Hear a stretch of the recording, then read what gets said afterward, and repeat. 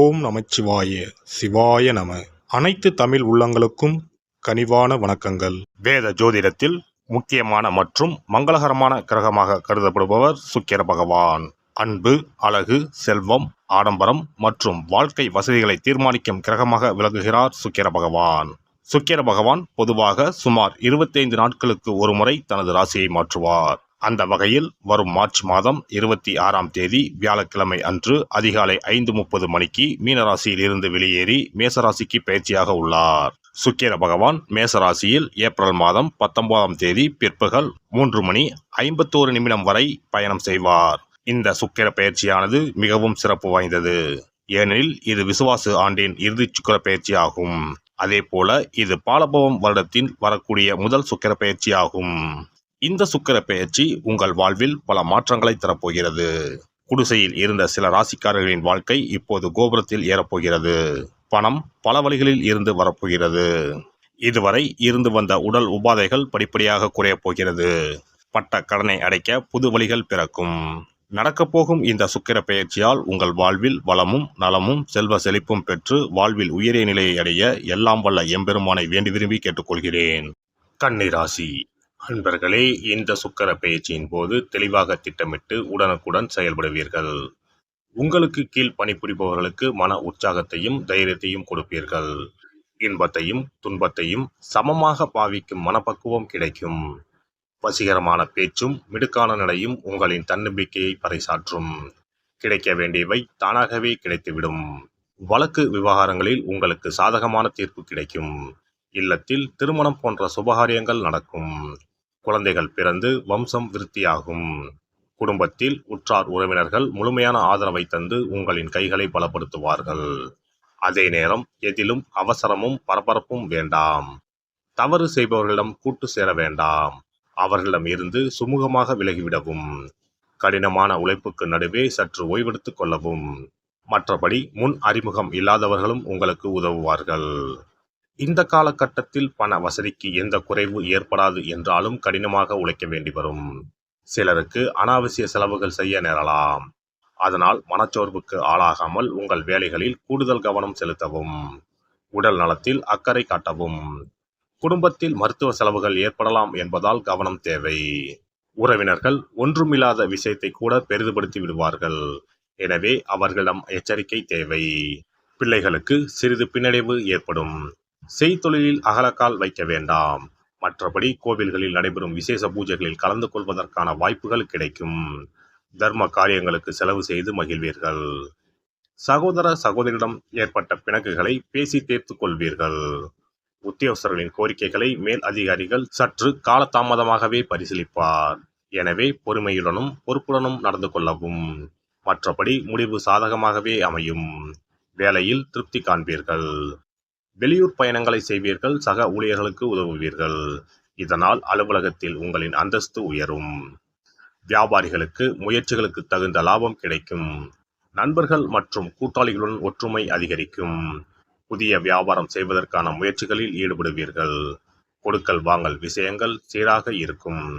சிறிய சிரமங்களுக்கு பிறகே புதிய குத்தகைகள் கிடைக்கும். சிலருக்கு கால்நடைகளால் நல்ல லாபம் கிடைக்கும். பால் வியாபாரம் நன்றாக நடக்கும். அரசியல்வாதிகள் புதிய முயற்சிகளை செயல்படுத்துவீர்கள். மேலிடத்தின் ஆதரவு இருப்பதால் புதிய பதவிகளை பெற்று மகிழ்வீர்கள். உங்களின் புகழும் செல்வாக்கும் உயரும். தொண்டர்கள் உங்களுக்கு ஆதரவாக இருப்பார்கள். அவர்களுக்கு தேவையான உதவிகளை செய்வீர்கள். கலைத்துறையினருக்கு பழைய ஒப்பந்தங்களை முடித்துக் கொடுப்பதில் சிரமங்கள் ஏற்படும். என்றாலும் கடினமாக உழைப்பீர்கள். ரசிகர்களின் ஆதரவு சிறப்பாக இருக்கும். அனைத்து விஷயங்களையும் நன்றாக முடித்து விடுவீர்கள். அதே நேரம் இந்த காலகட்டத்தில் கடினமாக உழைக்க வேண்டி வரும். உங்களின் விடாமுயற்சியை சக கலைஞர்கள் பாராட்டுவார்கள். அவர்களால் சில வாய்ப்புகளும் கிடைக்கும். பெண்மணிகள் கணவரால் பாராட்டப்படுவார்கள். இதனால் குடும்ப ஒற்றுமை அதிகரிக்கும். பிள்ளைகளால் சந்தோஷம் உண்டாகும். அவர்களை ஆன்மீகத்தில் ஈடுபடுத்துவீர்கள். மாணவ மணிகள் படிப்பில் நல்ல மதிப்பெண்களை பெறுவீர்கள். பெற்றோரின் ஆதரவுடன் உங்களின் தேவைகள் அனைத்தும் பூர்த்தியாகும். நண்பர்கள் உதவி செய்வார்கள். நட்சத்திர பலன்கள் உத்திரம் 2, 3, 4ஆம் பாதங்கள். மேல் அதிகாரிகளின் அனுசரணை கிடைக்கும். வியாபாரிகள் சிறப்பான முன்னேற்றத்தை பெறலாம். லாபம் அதிகரிக்கும். உங்கள் வியாபாரத்தை விரிவாக்கம் செய்வீர்கள். எதிரிகளை வீழ்த்துவதற்கு உண்டான பாதைகளை வகுத்துக் கொள்வீர்கள். அஸ்தம் நட்சத்திரம் புதியதாக ஆரம்பித்த தொழிலில் ஏற்றம் உண்டு. இரும்பு தொடர்பான தொழிலில் அதிக வருவாய் வந்து சேரும். கூட்டாளிகள் இடையே ஒற்றுமை பலப்படும். சித்திரை 1-2 பாதங்கள். புதிய ஒப்பந்தங்கள் சற்று தாமதமாக வந்தாலும் முயற்சிகள் எடுக்க வேண்டியிருக்கும். பொருளாதாரம் எதிர்பார்த்தபடி இருக்காது. உடன் இருப்போரால் பிரச்சனைகள் வரலாம். புதன்கிழமை தோறும் அருகில் இருக்கும் பெருமாள் கோவிலுக்கு சென்று நெய்விளக்கு ஏற்றி வழிபடவும். துளசியை பெருமாளுக்கு சாத்தி அர்ச்சனை செய்து வணங்கி வர தடைகள் விலகி நன்மைகள் கிடைக்கும். சொத்துக்களில் இருந்து வந்த பிரச்சனைகள் மாறும். ஒரு முறையாவது குல தெய்வத்தையும் இஷ்ட தெய்வத்தையும் ஒரே நாளில் சென்று தரிசித்து வாருங்கள். கடன் பிரச்சனைகள் தீரும். குடும்பத்தில் மகிழ்ச்சி நிலவும். மன நிம்மதி உண்டாகும். சிறப்பு தொகுப்பு. இனி சுக்கிர பகவானின் அருளை முழுமையாக பெற வெள்ளிக்கிழமையில் செய்ய வேண்டிய வழிபாடு என்ன என்பதனை பற்றி காண்போம். வெள்ளிக்கிழமை என்பது தெய்வ வழிபாட்டிற்கு உரிய நாளாகும். அதிலும் குறிப்பாக மகாலட்சுமியை வழிபடுவதற்கு சிறப்பான கிழமையாக கருதப்படுகிறது. நமக்கு செல்வத்தை வாரி வழங்கக்கூடிய மகாலட்சுமி தேவியும் குபேரனும் நம்முடைய பூர்வ ஜென்ம கர்ம வினைக்கு ஏற்ப பலாபலன்களை கொடுக்கிறார்கள். அதை அனுபவிக்க செய்யும் பொறுப்பு சுக்கிர பகவான் பார்த்து கொள்கிறார். ஒருவர் செல்வந்தராக இருப்பதற்கு ஜாதகத்தில் சுக்கிரன் அருள் கட்டாயம் இருக்க வேண்டும். சுக்கிரனுடைய அருள் பெற வெள்ளிக்கிழமையில் சுக்கிரஹோரை வரும் நேரத்தில் இவ்வாறு வழிபாடு செய்தால் சுபபோக வாழ்க்கையை அனுபவிக்க முடியும். ஒருவருடைய ஜாதகத்தில் சுக்கிரன் நீச்சம் பெற்றால் உடல் ரீதியான ஆரோக்கிய ரீதியான பாதிப்புகள் ஏற்படும். சொத்து சுகங்கள் எவ்வளவு இருந்தாலும் அதை முழுமையாக அனுபவிக்க முடியாமல் செய்துவிடும். பெரிய பெரிய பணக்காரர்களை எடுத்துக்கொண்டால் அவர்களிடம் எவ்வளவு காசு கொட்டி கிடந்தாலும் சுக்கிர தசை இல்லை என்றால் அவ்வளவு பணமும் வீண் விரயமாகத்தான் போகும். குறிப்பாக மருத்துவ செலவுகள் செய்தே சொத்துக்கள் அழியும் நிலை வரும். இதற்கு சுக்கிர பகவானுடைய வழிபாடு நல்ல ஒரு பலனை கொடுக்கும்.